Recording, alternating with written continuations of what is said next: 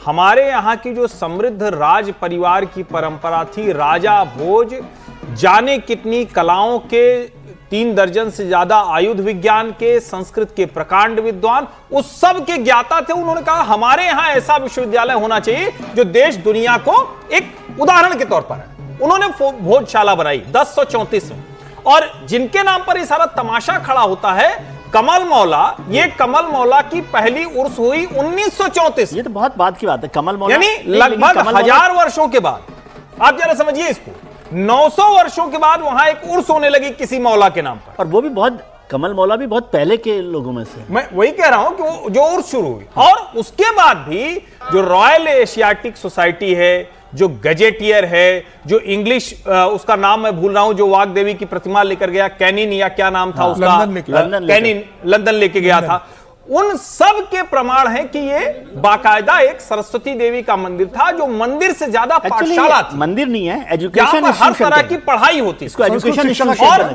इसीलिए समझना जरूरी है कि ये जो मैं कहता हूं ना, फ्रॉड सेकुलर नैरेटिव वाले लोग, इस देश में सोचिए, इसके भी खिलाफ लोग खड़े हो गए। लोग कहते हैं पढ़ाई लिखाई, संस्कृत का इतना बड़ा ये एक केंद्र था, और कमाल की बात, यहां जैन आते थे पढ़ने के लिए, यहां दूसरे जो मत पंथ संप्रदाय के लोग आते थे वो, और उसमें अगर ये किया जाए, और जिसमें अष्टदल कमल बना हो, जिसमें देवी देवताओं की मूर्तियां हो, जिसमें सरस्वती नमः हो, जिसमें ओम नमः शिवाय हो, और सबसे अधिक जिसके बीच में यज्ञ के लिए बाकायदा स्थान हो, तो दिख रहा है सामने, मुस्लिम स्थल हो सकता है, वो मुस्लिम स्थल हो सकता है। ये जो है ना, एक बड़ा एजुकेशन इंस्टीट्यूशन के तौर पे राजा भोज ने उसको बनाया, और इसीलिए जो अभी अर्जुन ने जिक्र किया ना, जैन लोग भी आते थे, तो वो एक कंट्रोवर्सी उसमें वो भी चल, वो भी आई थी, जैन समाज। मैं एक्चुअली मेरी कभी पता चले किसी के जरिए, आप विजय जी जैसे सीनियर लोग बता सकते हैं, इनकी पहुंच है राहुल गांधी तक, मतलब मैं उनका टेक क्या है ऐसे सब्जेक्ट पर, मैं ये जानना चाहता हूं।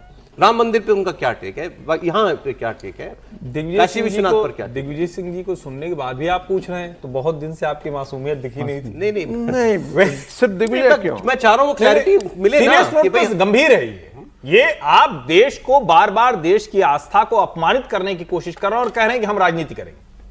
ये बड़ा विचित्र है, और भोजशाला तो अपने आप में अद्भुत उदाहरण है कि भाई यहां तो आपको कुछ कहना ही नहीं था, तो मंदिर मस्जिद का विवाद नहीं था, एक कोई मस्जिद नहीं हुआ। ये इसको, ये बात ज्यादा ठीक है कि ये मंदिर मस्जिद विवाद की तरह से इसको नहीं देखा जाना चाहिए। एक जो मतलब विवाद हुआ कि किस तरह से वहां पर मुसलमान, और मुझे दूसरी जो हैरानी भी होती है और थोड़ी तकलीफ भी होती है कि वहां जितने लोग जो स्ट्रक्चर बना हुआ है, और वहां सर मैं कह रहा हूं, वहां जितने मुस्लिम समाज के लोग जाते होंगे, जितने लोग भी वहां जाते होंगे, क्या उनको नहीं दिख रहा है कि ये सबको क्या बना हुआ है? नहीं, लेकिन उनको जिद क्यों नहीं, तो ये जिद क्यों है ना, ये जिद सौरभ छोड़ दीजिए ना, कई मस्जिद एक नहीं लाख बनाइए। सौरभ एक बात है, क्या अयोध्या नहीं दिखता था? मैं कह रहा हूं सबके लिए, क्या काशी नहीं दिखता था? क्या वो दीवार नहीं दिखती लोगों को? क्या मथुरा ने आंखों के आगे में आप जाइए, जहां नीचे जाते हैं सीढ़ियों से, तो ऊपर चले ये सारे दिखेगा क्या हुआ है। ये सारे जैसे होता है ना, मैं बार बार यही कहता हूं, भारत का मुस्लिम समाज आक्रांताओं के साथ खड़ा है, और फिर भी कहता है कि हम भारत के प्रति लॉयल हैं। सर, हाईकोर्ट का जजमेंट देखिए, मुस्लिम पक्ष ने जमीन मांगी थी कि हमको जमीन दीजिए, तो हाईकोर्ट ने कहा कि हम आपको जमीन नहीं दे सकते, क्योंकि यहाँ पे ऐसा कोई साक्ष्य नहीं है कि आपके लिए कुछ होगा। अगर आपको जमीन लेना है तो आप सरकार के पास जाके मांगिए, हम ऑर्डर में ये नहीं कह सकते कि आपको जमीन, क्योंकि आपको कोई अधिकार नहीं बनता, बड़े मुसलमान बोले आपको कोई अधिकार नहीं बनता, इसमें कोई साक्ष्य नहीं है, आप किस आधार पर जमीन मांग रहे हो?